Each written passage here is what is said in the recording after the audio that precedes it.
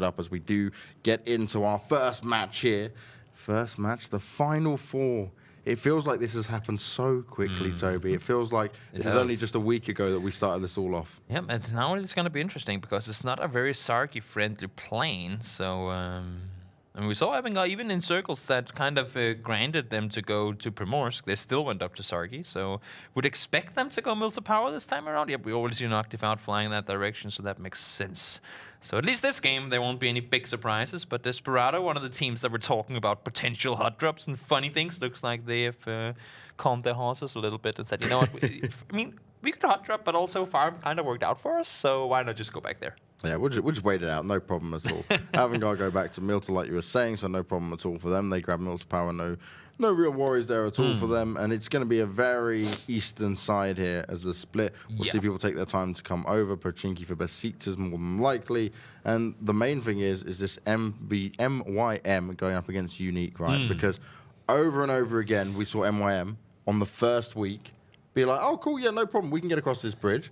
And it wasn't until day one of week 3 that actually Unique waited it out and were punishing MYM massively for it. Correct. They got them on the first game, and ever since then, Meet Jamaica's never dared crossing that bridge uncautiously. But this time around, though, the streak of Western circles has ended with 4 in a row on day 1 here in week 3. But this time around, well, it seems like, at least for now, military is the place to go. And I'm sure that Erangel are pretty satisfied with them going Milta in this game and not Sarky. Yeah, they were like, oh, look, this worked out. We could have gone the long haul, but that would have been an error to make.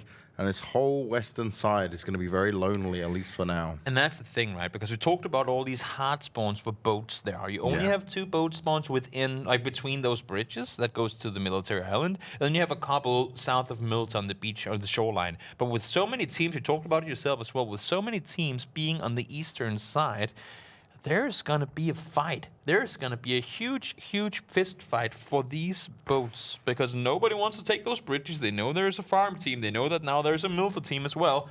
They do not want to be down there. So for teams to loot on the east coast and drive all the way west coast to find cars, that's going to find boats. I mean, that's going to take them a long, long time to do. I wonder if we'll see any teams maybe just try and get that a little bit early now, right? For Unique, it's not too much of a problem. Besiktas can get there as well. Reciprocity if they really want to, but crossing those bridges is not going to be fun. And what might not be fun is Loggy Buff and his position he's found himself in. Yeah, I mean, it's clearly not... I want to say it's not him who's in the wrong, because they've been here a couple of times before, but it seems like Vanconis, they're kind of interfering down here. And we have talked about how many centered teams there are. And, well, it's no big surprise in that aspect of things. But now let's see if this is going to be a fight or not. AK against UMP, both great weapons. AK deals a lot of damage, but doesn't shoot that fast. UMP not so much, but has more of a laser to it. You see Logi, he's hearing the steps. He wants to figure out where Test is coming. This is a game that they need. Oh, headshot did come in. But in the end, the headshot from the AK wins the race, but goes down immediately after. And that's just a trade-off now between these two teams. Not the ideal start for either of them. Actually hinders them for the long term here. So not really any real effect here other than hindering each other. And the one thing I want to look at mainly is Vanconis. Yes, you started to play a lot better yesterday. But now, this is maybe overconfidence. Yeah, to a certain extent. I mean, they were jumping out in an area where they hoped they could get room for themselves. Clearly they couldn't, because there's a billion teams in there. You'd think by game 21 they had figured that out. But it's scary. Oh, this is even scarier to me. 4 guys in a vehicle. I know you're rotating early, Besiktas, but I mean, one Finkwin player sitting up there with his VSS. Boop, boop, boop, boop, boop. That's an entire team wiped within seconds. And they also just went round Unique as well, which is very interesting. They just drove straight through. Because Unique obviously would have heard that, would have seen it. They've got the information. Okay, there's going to be a team camping bridge. But also for Besiktas, I hope you've got everything you wanted in loot, because you've rapidly come over across. You've got over, and now you're really stuck between MYM and Unique. The thing is, they looted Pochinki, and it makes sense to me that they want to get out of there early on. I mean, they really want to leave there. And this is actually kind of interesting. Not something we see too often. Elgigant catching up with the Wizards players, but now fights are happening, and it's going both ways. Players have been down from each side, and Hookstar trying to get the better angle onto O'Connell. Nades now to be thrown as well. Do we have one more player with it? That's Stars. Nice nades coming out as well. Elgig trying to hold on to this. Wizards maybe pushing in just a little bit too aggressively there. Wizards have been the punishers as far as rotations go for Elgigant, and finally, on the final day of the group stages here, there's a we laugh last. Huckster, he knew what was going on there, right? He heard Aros and he's going to try and take him out of that buggy. Lots of fire coming off towards him, and Wizards will be your first team eliminated. Elgig only losing one player there, and we'll be able to res up Savage. He was knocked down, but that's still quite a good fight for them to take, right? 4 kills for the whole team, and you only lose 1 player out of it. And important kills too, because Elgigand on a brink of getting into that top 8 spot. They need these kills, of course. Scary fights to have this early on. They did lose a player, but I'm actually not sure if he got finished off or not, but they did fortunately for them, manage to stay put. Now, Circle being on the eastern side here excludes a lot of the compounds you have over there, but for Novo, a spot that, well, nobody wants to go into, because it's one of those things where, well, if you go in there, it's going to be hard to leave, but they are, for sure, in a position over there in the east, the team in Unity, where they can say, do we want to sit inside the city and wait for boats to come in? Or do we want to leave that early on and get into a better position, more center, maybe even up towards the observatory, where we saw a crazy game yesterday? Now, interestingly enough, there are teams going in for the boats and working their way around, and that's some of the safe play. But it is this more eastern bridge, which is going to have a lot of action coming its way. MYM, though, they've managed to find Besiktas, who did finally go over that bridge, and MYM ready and waiting, no problem at all for them. 2 players already being taken out of the equation, and Besiktas, this is not the start they would have wanted. But at all for us, they lost a player just before, but now they're trying to hold off some rotation, get some kill points here as well, and they do manage to find one. EFSA gone down immediately, not come in, and he gets finished off, well, on his own, I guess you can say. Flew off the bike, then not a whole lot more twitches. Proper 360s thrown in there. But there's a place you don't want to park your vehicle, and that's right next to Sweaty Nerds, because they as well are a team that's just outside of that top 8, and they want to get up in there.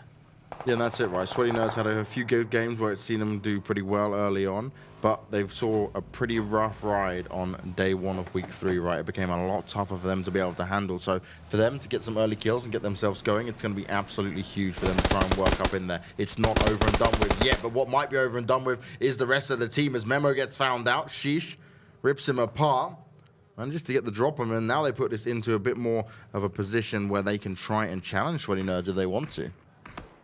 Andy getting in on some kills here. Knows a pretty good fragger, and that finally getting things going their way. Sweaty Nerds is a team that's been having a rough time, and it's been hard to really put a finger on what's not been working, because once they've had their fights, it's kind of been working out for them, but it's as if, again, they've been taking them early on, and they've been forced into situations where they weren't in a position to really fight the way they want to do and kind of play off of the... I mean, let the other team kind of set the pace of the fight. Yes, very true. Now what we look at is what 4Us can do from here. Puts them in an alright spot. They're pinned in between other teams. We're getting a true James Bond action going on. It's a boat fight, and it's going to come down to who's got the better aim while moving away. And it's not a usual fight you'd ever see. A Shiv, ooh, he gets spotted out by Stanley. He was able to get the first knock in. Straight away, though, Ubica gets involved. He's going to finish him off, and Reciprocity down 1 man straight away. Not what they would have wanted to come up to the start here. It's dangerous times to try and rotate over those bridges when you know you have Unique sitting down here. They kill every team. And once again, the Pirates take to the sea.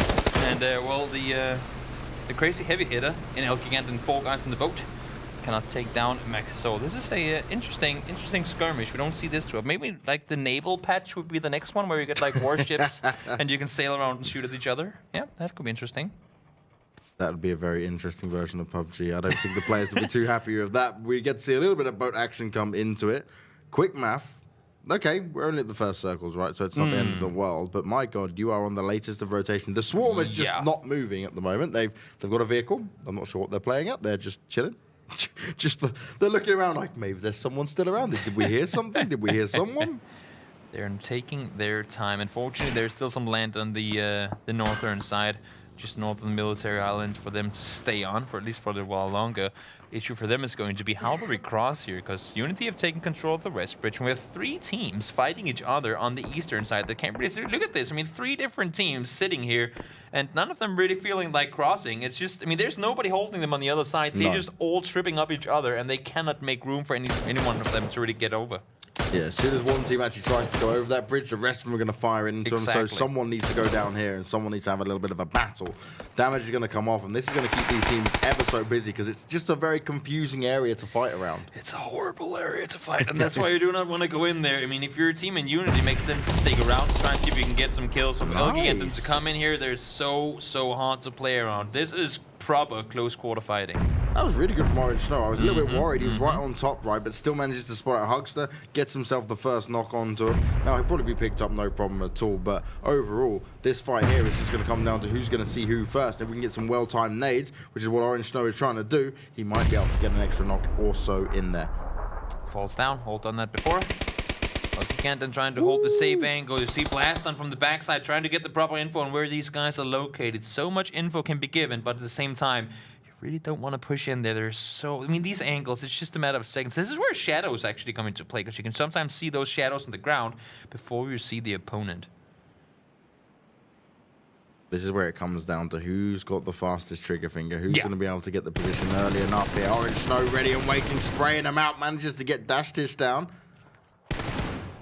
It's pure reaction based. This Savage goes down as well, and now just one player remaining. Hookstar has to somehow get out of this one alive. They got themselves 4 kills already. A lot of points to get into the early phase of the game, and they do not want to go down. Now rests are coming in, but as you can see, Blaston and Snow, they know they're up against just Hookstar, and they want to take him down before he can manage to get up on any of his teammates.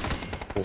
Trying to get the push in. Nicely done by Hugster's going to find himself Tizzer in. Can he look for any more? Orange Snow straight on the hunt back for him, but it is not going to be possible. El Gig are eliminated in 15th place, and that's just one of the positions which is a little bit tough, right? Because you're having to fight off there. It's not really a battle you wanted to take, but you were forced to take it. See, we need a home here, making their way into the circle as well. Took the boats over from Primorsk.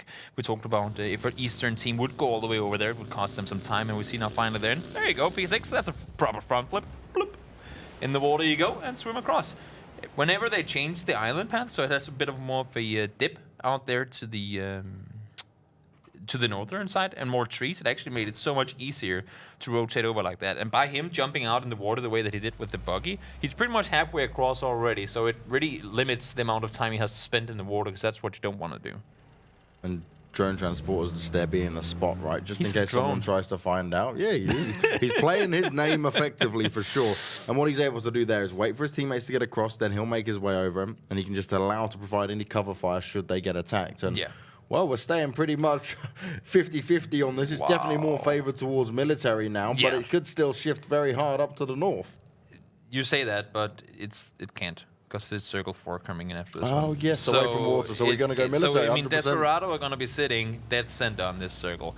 And, well, it's going to be an interesting one, that's for sure. There because is hardly any landing on that. The thing, My God. That's the thing. Military base been excluded. The entirety of the cross-section over by Novo and the bridge on the east side's been excluded. And, well, I mean, if you don't have a compound already, the woods are where you're forced to go. And the reason, I mean, we saw so many teams go down here in boats. They don't have vehicles right now, so they won't be able to get any more cover than what Mother Nature has provided. We see right here, though, play with me. They're trying to put off what the Germans couldn't at Omaha. Let's hold off the beach push. Yeah, Unique, ready and waiting for this, no problem at all. Even Drones Transporter can't do anything from his position. He's trying to provide that cover fire, but it's just too far a distance to play with. The smoke's going to have to be used here. Oh, I'm actually so... I'm against this kind of military circle, because this just leaves us with hardly anything to play with. I didn't realize we were actually at phase 3 already. I was catching myself ahead there. This is going to be probably the worst circle we've had. The interesting thing is, though, that forcing players into rough circles also means that we'll get to see them in their worst kind of environment, right? And that's where the proper teams set themselves apart. Making the best of a horrible situation is so difficult to do, especially in a game like PUBG, where you have so many opponents around you all the time. And, well, that's where the best teams prevail, and the ones that aren't that good, they fall and crumble. Now, 2 teams that made the very late rotation over. We need a home and quick math. This time around, though, it's we need a home. We're going to be dealing all the damage. Smashblade is going to go up and Try and find his knocked player, get the finish off on there, looking for some more. Jupesig's already running away, and Salence's trying to get out of there as well. And Quick Math do not want to engage in this fight. Caught them on a rotation. Pelsic got caught in the buggy there as well. Probably should have jumped out and started shooting like a madman, trying to keep himself alive, but did not work out in his favor. Maxisol knocked in the smoke, not a whole lot more to it, and you see Snoopy down there as well, last remaining player for Erangel. It's not going to be an easy push for him because Reciprocity has a, well, I want to say a pretty good indication of where he's sitting. Standing, still able to get himself some extra kills here. Unique putting in the work. Jupesig's being found, and that allows Quick Math to only have Ensalento to try and hold on. Finally, see Kebabs making their way over by the bridge there as well. Looks like the only team that's committed to the north is going to be Sweaty Nerds. It's going to be a hard pushover for them because, well, the only place you can really sit for a lot of these teams is down by the water, and they will for sure spot them out there once the circle comes closing in towards the military side of things. P6 by himself. Well, what you gonna do here, buddy? That smoke's only gonna last you so long. Yeah, because of Drone Transporter's late cross, he is still swimming right now. And there's only so much that P6 can do. He's just trying to hold on, play around the smokes a little bit, continue to drop him down, provide himself some cover, and hopefully his teammate can come in and back him up just a little bit. And that's the thing, right? You gotta just buy yourself time. Throw those smokes. Unfortunately, now he has no remaining.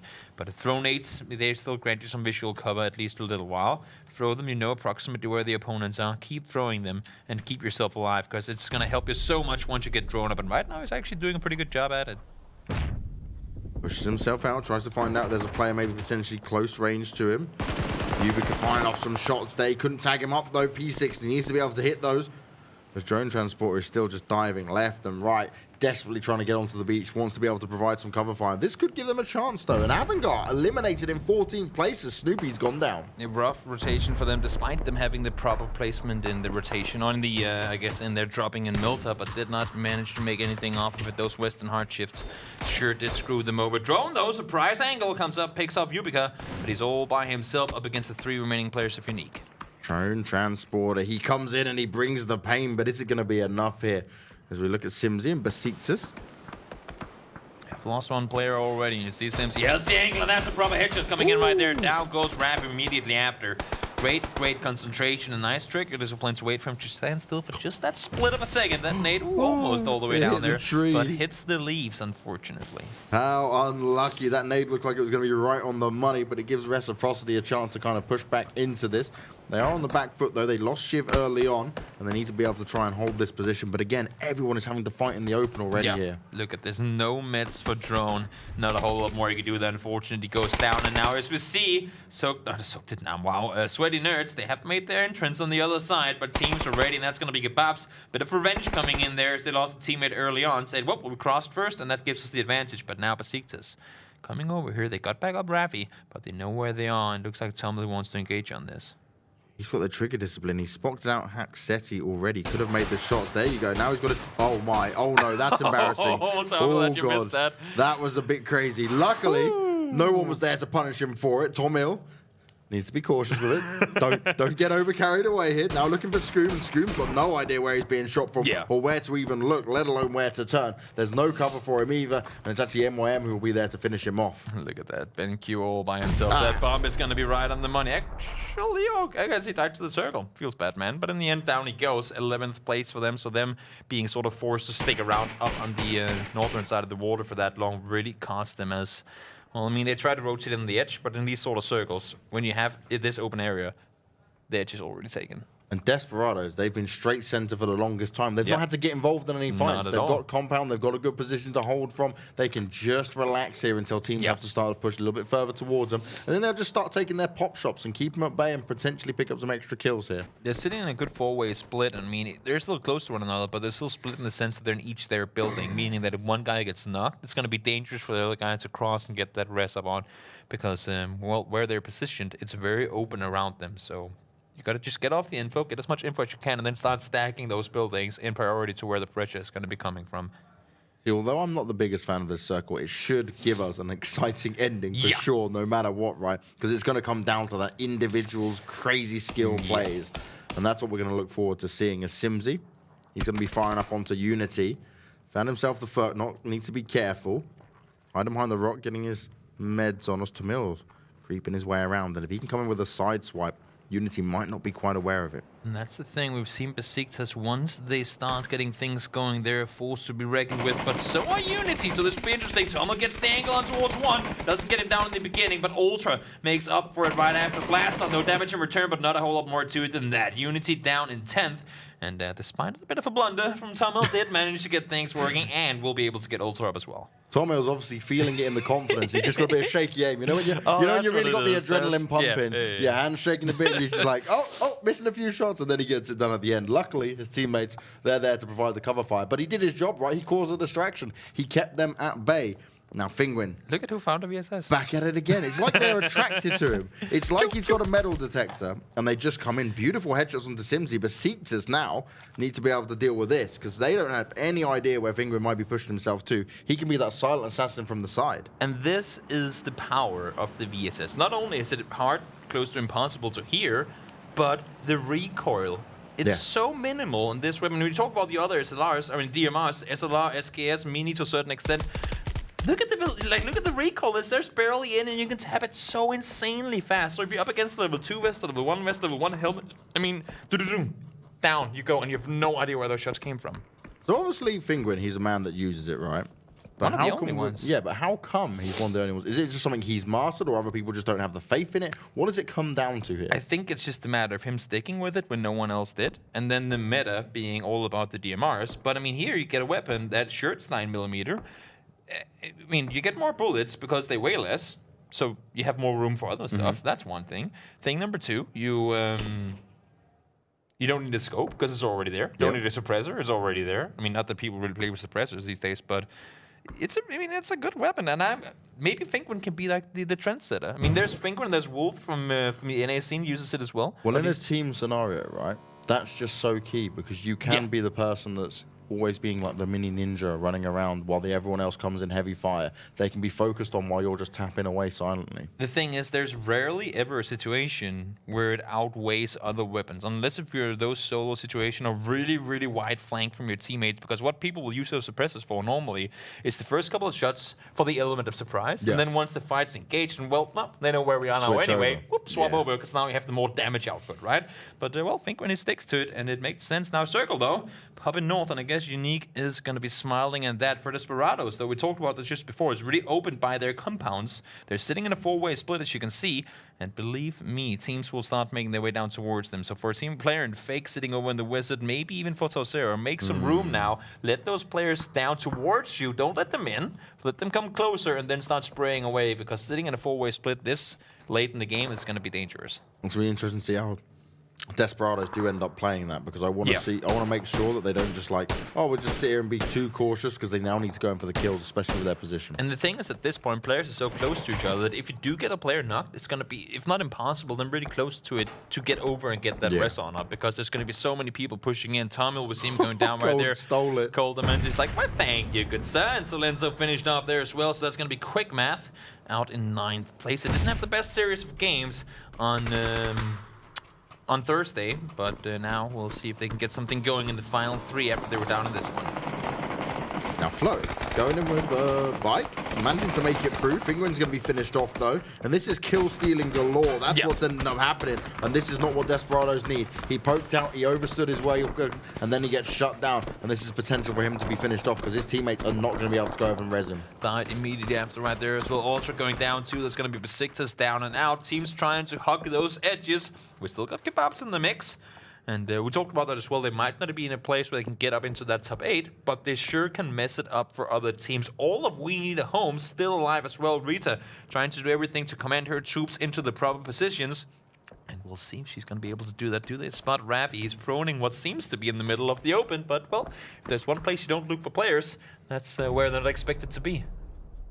That's what's crazy, right? Rafi here is there's full focus on Desperados. You've got MYM on one side, We Need a Home on the other. No one is going to be looking for him. It's going to be up to Desperados, though, to be ever so cautious. Don't stand out for too long, because if you get finished off, there's no chance of a res anytime soon. And We Need a Home, and they're making a full-on charge now. They want to take this position, and Calvin Klein starts to move out. He's put himself in the open, spraying through. He needs his teammates to help him out. He gets the first knock. Can he get a second one in there? Calvin Klein, he's doing God's work for his team, and he gets 2 finishes in there. Reciprocity he also go down? Raffi was found. Wow. And how on earth did Calvin and Klein get away with that? Called them into headshots, Pilato through the smoke. That's a fortunate play right there. But for Calvin to push out and take that fight, very, very dangerous, but smart in the sense that he had his teammates to help. And he knew, because I think we need a home, realized there's just one player down here. We got to make a move on it. But Tozera just came out and was like, I'll try Druin up. Nope, I'm just going to run straight back. Never mind. Exactly. Circle once again, pushing this time around for Unique. Once again, having found themselves the better compound. Only issue is that it's hard to hold it for now, though. Kebab, sheesh, trying to do everything he can to stay alive here. Gets on the first one. Not a lot of HP on Lhasa. Now Materialius over the top might be the damage dealer to deal it all. And there you go. Kebab's down and out in 6th place. But for Desperado, still have a place to go, and that's forward. That was an impressive fight, though, from Sheesh. He did that. He did that ever so well. It was just too many players. He didn't have enough ammo. Right, that's a very difficult spot. Between one tree, he managed to stay alive and do a lot of damage. So respect for that one. Yeah, not a whole lot he could do from there. Agreed. I mean, he got down the first knock, got the surprise in his favor, but then the second time around almost got the second as well in Dasa. But Mithrali is that third guy around the corner. Well, your weapon only allows you to shoot so many bullets, and unfortunately, that weren't enough. Now Rita is the only one up for We Need a Home. Come I on, think they know where he is. Now, Rita, she's the in-game leader for the team. It's down for her brains to try and win this out in some way, right? It's down for her to hold on as long as possible and just get them further within the points, because We Need a Home certainly do need those extra points now. Yeah, they are sitting in the top 8, but of course they want to solidify in that position, so it's not going to come down to every single small game. Oh, are we going to be in? Are we going to be out? You never want to be on that edge. It's going to make you play even more, not necessarily cautious, but more with nerve, and you don't want to apply that pressure to yourself when you have to perform in these games. Well, you see, right, for us, they start shooting and instantly Unique start to look over toward them. Yeah. Can we see anyone who's just out in the open a little bit too much here? This fight's going to go in, though, between Desperados and For Us, and Laza's going to kick things off. Finds himself the first knock, looking to do some more damage here as well. That circle is coming in, so this res needs to be coming very soon. Is it going to be enough time? Going to take damage. Oh, and he's straight back down. Ever so close, but it's not going to happen. And it forced them to spend a lot of time in doing all this. You see Rita trying to make the run up in the open, Stanton just plowing through the smoke, and somehow he's landing these shots. 11 HP for Rita. She has to keep that moving forward. She's inside the circle now. So all she can hope for is that Sarah goes down before her and she can get a better position. But Thralia's now getting in on it, engaging on Unique, so they'll be forced to focus on them rather than Rita. Desperados, this went from bad to worse. Spent so much time on that res, but luckily Unique have come into this and they've taken the distraction. They've managed to push For Us to take a fight with them and get engaged. And I like them pushing out of the building already now, even though they don't have to go just yet. They don't want to be forced and sort of pinned down inside the compound. So Drainage pushing out. Sure playing with me got knocked. He will get him back up on his feet. Now they can make the push enough. Rita starts shooting it as well. So does Sarah. Get himself the knock, but he's going to go down to 8 WM in return. So top 3 position for Rita. What more can she do with this? Got herself a finish off on one player, but there's still tons more to go. That was so smart, though. Just the right time. There's no one down here on this southwest side, so she's got this covered. Okay, she's very much out in the open, but the smoke's going to give her cover for now, and she can allow this other fight to continue, because only Apocalypse remains for us. And guys, in case you don't know, this is why you pick up a lot of smokes. Because that's been the only cover she's had for the last minute. She's just constantly been throwing new ones. Oh, stand-in almost gets her.